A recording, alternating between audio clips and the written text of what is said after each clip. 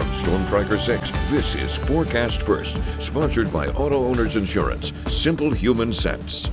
We are still holding on to dry and mostly sunny conditions across mid-Michigan this afternoon, but notice on satellite and radar cloud cover beginning to increase to our west, and we are starting to see a few light to moderate rain showers popping up as well. In terms of our temperatures, still really impressive. 55 degrees happens to be the number just about everywhere in mid-Michigan. The exception, we're at 54 in Hillsdale, and 54 degrees our current temperature in St. John's as well. We will stay dry as we go throughout the rest of the day. The chance for precipitation will be moving in overnight tonight, and then we have 70s to talk about for the rest of the work week. We'll have more details for you coming up in just a bit. 6 News at noon starts right now. WMNS is here for you, celebrating 75 years of bringing you the news with 6 News at noon.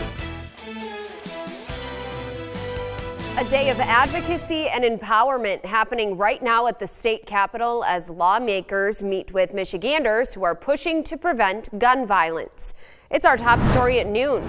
Thank you so much for joining us today. I'm Megan Vaselli. This event brought out some of the state's top Democrats, including the Senate Majority and House Minority leaders, as well as Governor Gretchen Whitmer. They're working together to find ways toward progress amid a divided state legislature. 6 News reporter Nick Simon joins us now live from the state capitol with a closer look at their goals. Nick, what's going on out there today?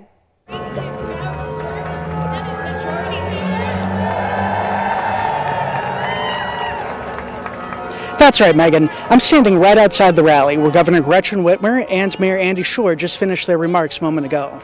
But we wanted to talk to some of the on-the-ground advocates that are making this rally possible. That's why we're joined by Katie C. with Moms Demand Action. Katie, could you tell our viewers a little bit about why we're here today?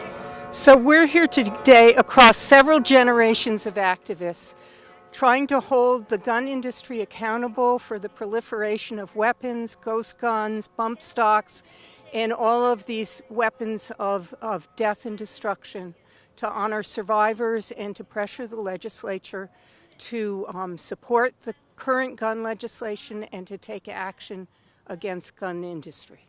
Got it. And what are some of the specific actions that you're hoping to get out of the legislature this year? Well, we also want to support funding. Actually, that's a priority here today as well for domestic violence groups who are especially affected by gun violence and gun violence intervention programs, which the governor has given great support for, and we want to make sure that these can continue as well. So there's a range of issues that we're bringing up today. Got it. And it looks like a great attendance today. Could you tell me a little bit about the energy that you've seen from other activists like yourself? The energy is amazing. We are a coalition of activists. Gun Violence, End Gun Violence Michigan, Students Demand Action, Moms Demand Action. We're really working together as Michiganders.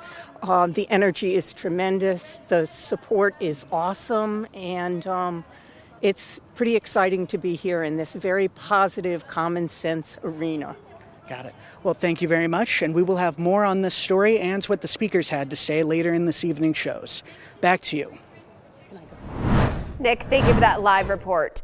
Preparations are underway for the funeral of Pope Francis as leaders of the Catholic Church gather at the Vatican to decide the future of the papacy. The Vatican says a solemn service will happen this Saturday in St. Peter's Square.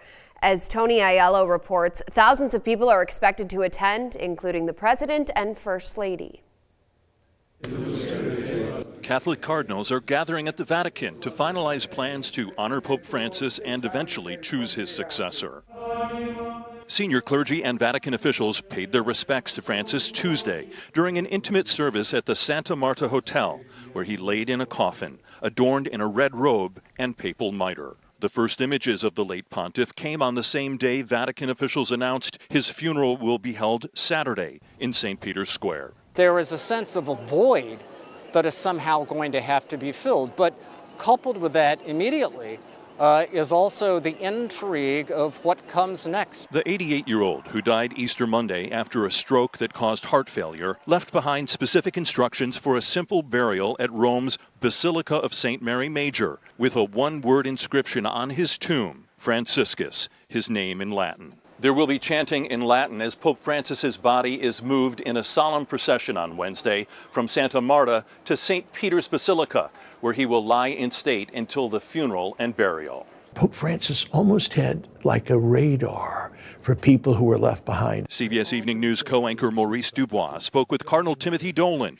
who was part of the conclave that selected Pope Francis 12 years ago. They're going to see some mourning, they're going to see some gratitude, they're going to see some hope, and then they're going to see people say, we need to get to work. The Cardinals will be choosing a date after Saturday's funeral to begin their conclave to elect the church's next leader. Tony Aiello, CBS News, Rome.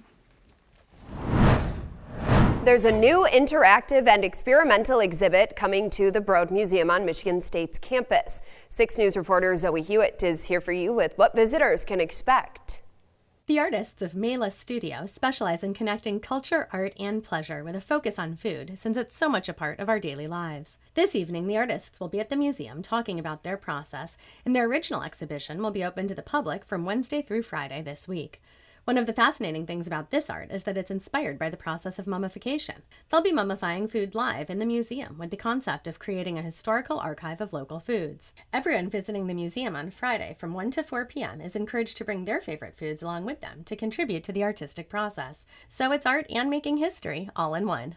The mummification is something we had to research both historically and technically, and our main challenge was a kind of expediting process that would take to the ancient Egyptians a few months to something that can take like a few minutes, and that could happen live at the museum. This project was a year in development as the artists and museum staff collaborated to cultivate this opportunity for unique community involvement. It was all, again, about kind of preservation of culture, which also ties into the work that we do here at the museum with our collection and thinking about the care and preservation of objects for posterity. It will be interesting to find out what everyone brings to the museum as their special food. If you want to attend tonight's talk, registration is recommended, but not required.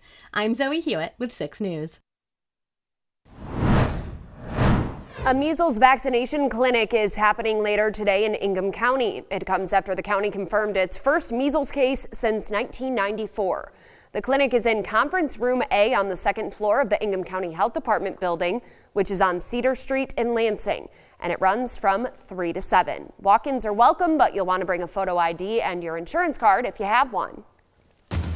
From Storm Tracker 6, this is Weather First, sponsored by Auto Owners Insurance. Simple human sense. It feels absolutely amazing outside this Tuesday afternoon. Temperatures still relatively warm, and we have a lot of sunshine currently in place. Very hard to spot some cloud cover overhead at the Capitol. Temperatures currently sitting at 55 degrees.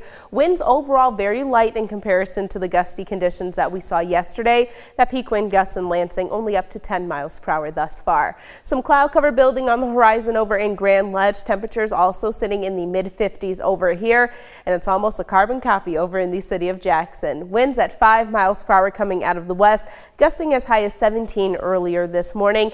And our winds will remain out of the west or southwest as we go throughout the rest of the day today, which will help to move a warmer air mass into the region. And that warmer air mass will actually be sticking around as we go throughout the rest of the work week as well. In Hillsdale, still hanging on to widespread sunshine. Temperatures currently sitting right at 56.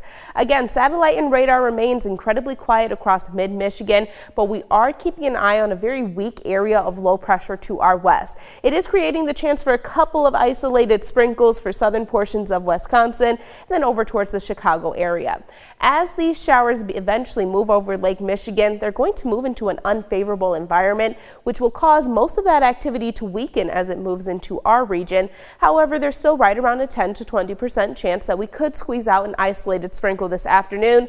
However, I do think most of us are going to be dry. Overall, looking at mostly sunny conditions, turning partly cloudy by the time we get into the evening hours of the day. A better chance for rain will be moving in overnight tonight. We'll hold on to the chance for a few widely scattered rain showers as we move throughout the first half of our Wednesday. Notice by the time we hit 2:30 Wednesday afternoon, dry conditions will start to make a return to the forecast, and we hold on to that dry weather just in time for our Thursday, and there's going to be a lot of sunshine in place across the area by then. Temperatures today going to feel really nice.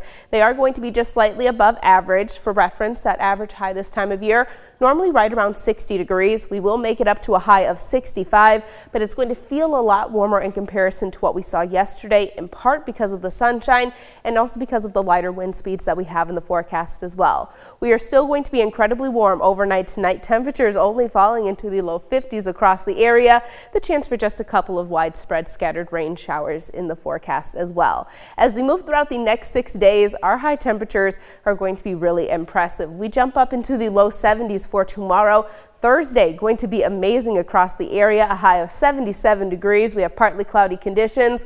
Could be just a touch muggy outside by then. Another chance for precipitation moving into the region just in time for our Friday. Could have a couple of non-severe rumbles of thunder associated with that system as well. We dry things out yet again for the weekend, holding on to the sunshine. High temperatures returning into the 60s. Pretty good. Thank you, Kendall. We appreciate it.